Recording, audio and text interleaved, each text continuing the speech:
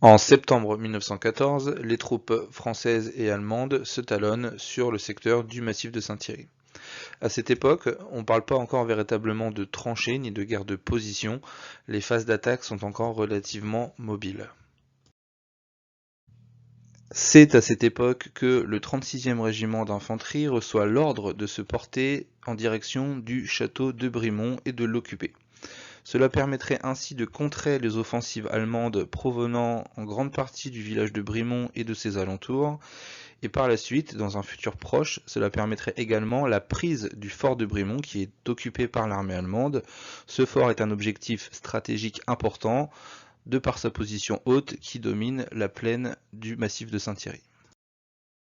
Voici donc dans cette vidéo le détail des journaux de marche et opérations du 36e régiment d'infanterie, ainsi que quelques informations concernant le 129e régiment d'infanterie qui également était présent lors de cette attaque du château de Brimont.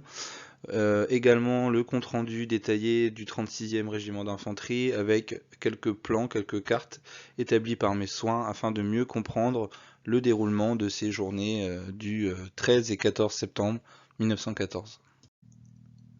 Situation le 13 septembre 1914. La 10e brigade est en avant-garde, le 129e en tête, elle arrive sans incident jusqu'à Saint-Thierry, Courcy, où le 129e régiment d'infanterie s'installe. Saint-Thierry est canonné violemment par l'ennemi ainsi que toute la plaine entre Courcy et Saint-Thierry. Le 36e régiment d'infanterie, prenant le chemin creux Saint-Thierry-Thil, s'y rassemble et débouche en formation diluée, dans la direction de Courcy. Il y fait un premier bond jusqu'à la route nationale 44, le 1er bataillon en première ligne, le 2e et le 3e en deuxième ligne à 500 mètres du 1er bataillon, dans la même formation que ce dernier. Le colonel reçoit l'ordre du général de division de stopper pendant un temps. Pendant ce temps, la grosse artillerie ennemie canonne le moulin et la crête qui va du moulin à la route nationale. Elle ne fait pas grand mal au régiment qui ne reçoit que quelques shrapnels. Peu de temps après, le colonel commandant le régiment reçoit l'ordre de faire passer un bataillon sur la rive est du canal par le pont du champ de course et d'aider à l'attaque du 129e par cette rive sur la Verrie et le château de Brimont. Le premier bataillon est désigné, bien qu'il y ait une marche de plaine à faire sous un feu d'artillerie intense. Le bataillon est pris au moment où il passe la crête par un feu violent de l'artillerie de campagne ennemie. Les intervalles sont tels qu'il y a peu de dommages. Finalement, le premier bataillon arrive tout de même au canal. À peine est-il arrivé qu'ordre est donné aux deux autres de suivre le mouvement et doivent franchir le canal au même point. L'ennemi a eu le temps d'amener des mitrailleuses et à une certaine distance, l'infanterie ennemie appuie le feu de son artillerie. Le mouvement ne peut se faire que par infiltration pour le deuxième bataillon qui ne termine son mouvement qu'à la nuit. Le troisième bataillon fait son mouvement de nuit sans danger. Pendant ce temps, le premier bataillon, qui avait essayé de progresser par la rive est du canal, est arrêté à la lisière sud du bois Soulin. Le deuxième bataillon gagne la corne ouest de ce même bois et s'y installe. Le troisième bataillon, quant à lui, est au cavalier de Courcy, gardant le pont du champ de course. Le poste de commandement du général de brigade est au village de Courcy. Le lendemain matin sera projetée l'attaque et la prise du château de Brimont par le 129e et par le 36e. Matin du 14 septembre 1914, jour de l'attaque. L'attaque du château de Brimont est décidée dans la matinée par le quartier général. Le 129e et un bataillon du 36e doivent y participer. L'artillerie lourde doit préparer cette attaque. Les tirs sont alors concentrés autour du château et dans la direction des bois de Brimont plus haut sur la crête. Immédiatement après la préparation de l'artillerie, en fin de matinée, le deuxième bataillon commence son mouvement. Il arrive à 500 mètres du château, mais assailli de front par des feux violents d'infanterie, de flanc par l'artillerie et par des mitrailleuses ennemies, il ne peut progresser. Il se retranche alors comme il peut dans des trous d'obus ou dans des tranchées sommaires laissées par les Allemands. Le 129e, quant à lui, n'a pu déboucher de la Verrie, car des mitrailleuses qui se sont installées dans le bois de Brimont en surplomb de la route visent le régiment.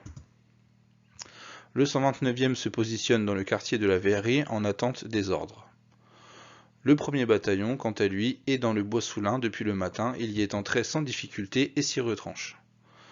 La journée se passe ainsi sous le feu des shrapnels et des gros obus de l'artillerie allemande qui ne cessent d'arriver dans le bois Soulin. Après toute une journée sous le feu de l'artillerie, dans la soirée, le 2e bataillon a atteint la lisière des Bois-Soulin, pour que les hommes prennent un peu de repos en attendant la distribution de vivres annoncée. Mais le commandant du bataillon reçoit l'ordre d'occuper le château de Brimont immédiatement. Il remet alors le bataillon en marche sans attendre le retour des corvées envoyées aux vivres. La 5e compagnie s'avance à droite, parallèlement à la route conduisant au château. La 7e compagnie à sa gauche. Les autres compagnies suivent le même chemin.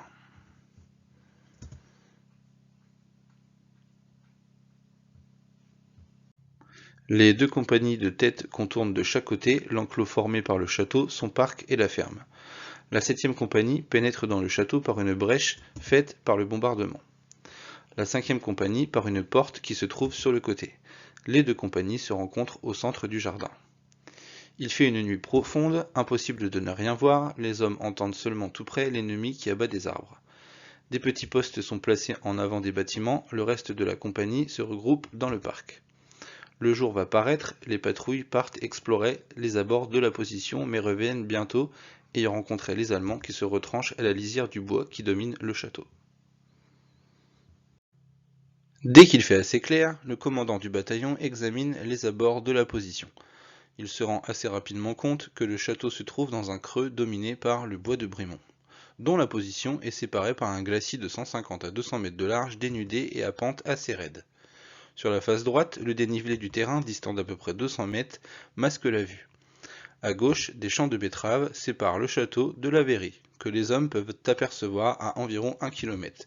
La verrie toujours occupée par des éléments du 129e régiment d'infanterie. L'ensemble de la position est constitué par le château, des communs et des bâtiments de ferme, offrant une ligne continue des murs. Il en est de même sur une grande partie de la face droite composée de bâtiments de ferme et du mur du parc. Les 2 autres faces sont limitées par l'entourage de grilles et de grillages. Pour le moment, elles n'auront besoin que d'être surveillées. Une aile du château est en ruine, quelques bâtiments de la ferme sont endommagés. Le bombardement a en outre tué une quantité de bestiaux qui commencent à se décomposer. Dès qu'il fait grand jour, les Allemands ouvrent de la lisière du bois de Brimont un feu de mitrailleuses et de mousqueterie assez violent. Le lieutenant Dubois et plusieurs hommes sont tués, d'autres sont blessés. Le commandant du bataillon donne l'ordre d'occuper les bâtiments de la façon suivante. La ferme sous le commandement du capitaine Thiel avec la 5e compagnie. Le château sous le commandement du capitaine Meunier avec la 7e compagnie. La 6e et la 8e compagnie étant arrivées également sur place dans la nuit, elles sont disposées de la façon suivante. Dans le parc, sous le commandement du capitaine Poncé, la 8e compagnie. Et enfin, ce qui reste de la 6e compagnie, qui n'a plus d'officier, est placé en réserve entre la ferme et le château dans les jardins. L'effectif ne doit pas dépasser 650 hommes, sachant qu'une section du génie vient de rejoindre le château afin de procéder à divers travaux de retranchement. Le château est rapidement organisé. Au premier étage, un couloir longe toute la façade regardant l'ennemi. Les fenêtres sont barricadées et les hommes répartis au créneau. Les meilleurs tireurs sont installés dans les combles et des postes d'observation y sont placés. La ferme est organisée de la même façon. Quant au parc, le génie y creuse une tranchée qui prolonge le mur de la face droite. Le champ de tir est très restreint en profondeur, mais les hommes bien abrités vont pendant 3 jours faire de très gros dégâts parmi les troupes allemandes. L'ennemi tiraille faiblement, il est surtout occupé à des travaux de retranchement. Mais un va-et-vient incessant d'Allemands donnera aux tireurs postés aux étages l'occasion d'en abattre un grand nombre. Afin de ménager les munitions, ordre est donné de ne tirer qu'à coup sûr. La fusillade ne cessera pourtant pas, et les documents et récits publiés par les Allemands plus tard insisteront sur les fortes pertes subies par eux à cet endroit. Le commandement du bataillon se préoccupe de l'alimentation des hommes qui n'ont pas mangé depuis 2 jours. Le génie essaye de réparer le moteur du puits mais y renonce et installe un manège. Les hommes ont de l'eau pour le moment. L'armée achète des moutons au fermier qui lui-même essaye de faire du pain. Tout va bien pour l'instant, mais dans l'après-midi, la décomposition du bétail tué par le bombardement et encombrant la cour de la ferme devient gênant.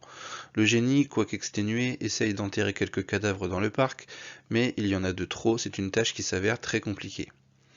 Un détachement sous les ordres du sous-lieutenant Meunier réussit à rapporter du pain et quelques vivres glanés au Bois-Soulin. Vers la fin de la nuit arrive un bataillon du 129e venant de la Verrie et ayant pu progresser dans l'obscurité. Un médecin auxiliaire les accompagne. Celui-ci s'occupe immédiatement des blessés et installe une ambulance dans la vaste cave très profonde du château. Le chef du bataillon du 129e prend le commandement le 16 au matin. Le bataillon du 36e est relevé des créneaux et occupe maintenant le rez-de-chaussée du château. Pendant toute la journée, la fusillade continuera. L'artillerie allemande envoie des obus qui ne peuvent atteindre que la tour où se trouve le réservoir d'eau ou décapiter les grands arbres du parc. Pourtant, elle réussit tout de même à démolir le mur d'un des bâtiments faisant face à droite, ouvrant une large brèche. Notre artillerie lourde bat la lisière du bois de Brimont avec une grande précision, jetant le trouble parmi les ravitailleurs allemands que les tireurs postés aux étages continuent à abattre dès qu'ils se montrent. 2 de nos obus de 75 tirés trop court tombent sur la ferme, l'un ne fait pas de mal, mais l'autre nous blesse 3 hommes et tue 5 vaches. Le mouvement du terrain qui est sur la droite et qui masque la vue à environ 200 mètres devient très gênant pour les régiments. Aussi, le commandement décide alors d'envoyer reconnaître ce qui se passe derrière. Une demi-section, sous les ordres du sergent Champetier, rampe alors jusqu'à une meule de paille qui se trouve sur la crête. Il y rencontre soudain une vingtaine de soldats allemands au repos. Ceux-ci sont tués par les hommes du sergent, mais le mouvement a été vu par l'ennemi, et l'ennemi ouvre immédiatement le feu sur nos positions par un feu d'artillerie et de mitrailleuses assez violent qui blesse la plupart des nôtres. Le sergent Champetier, blessé grièvement, parvient à revenir avec quelques hommes jusqu'au château. Il mourra dans la soirée suite à ses blessures. Il n'y a donc pas à songer à occuper cette crête qui est prise d'enfilade par les mitrailleuses allemandes. À la tombée de la nuit, nous entendons très distinctement le violent combat qui se livre dans les bois Soulin en arrière et à droite de nous. Les hommes ne pouvant rien voir de ce qu'il se passe, mais peu de temps après la charge, le clairon allemand sonne la retraite. Pendant une bonne partie de la nuit, les hommes du château verront au loin des lanternes aller et venir, probablement des brancardiers allemands qui ramassent leurs blessés. Dans la nuit arrive un second médecin auxiliaire avec un infirmier et une prévision de paquets de pansements. Il se met de suite au travail, le nombre de blessés étant déjà important que le médecin du 129e à lui seul ne pouvait plus suffire. Pendant la matinée du 17, la fusillade augmente d'intensité, les Allemands se montrant en plus grand nombre. Vers midi, l'ennemi dirige un feu de mitrailleuses très violent sur les toits du château et de la ferme. De nombreux blessés sont à déplorer, mais à chaque fois que les Allemands font mine de vouloir avancer, ils sont arrêtés net. Les Allemands lanceront 4 attaques durant la journée du 17 septembre, mais chacune d'entre elles sera arrêtée par les hommes du 36e et du 129e. Beaucoup de pertes seront à déplorer du côté allemand. Le 18 septembre, enfin, le 74e viendra relever les hommes en place au château depuis 4 jours sous un feu intense et pour certains sans vivre. La défense du château de Brimont aura occasionné beaucoup de pertes pour le 36 et le 129e, mais les hommes ont pourtant bien tenu la position jusqu'au bout. C'est un des premiers hauts faits d'armes de l'armée française de ce début de guerre dans le massif de Saint-Thierry.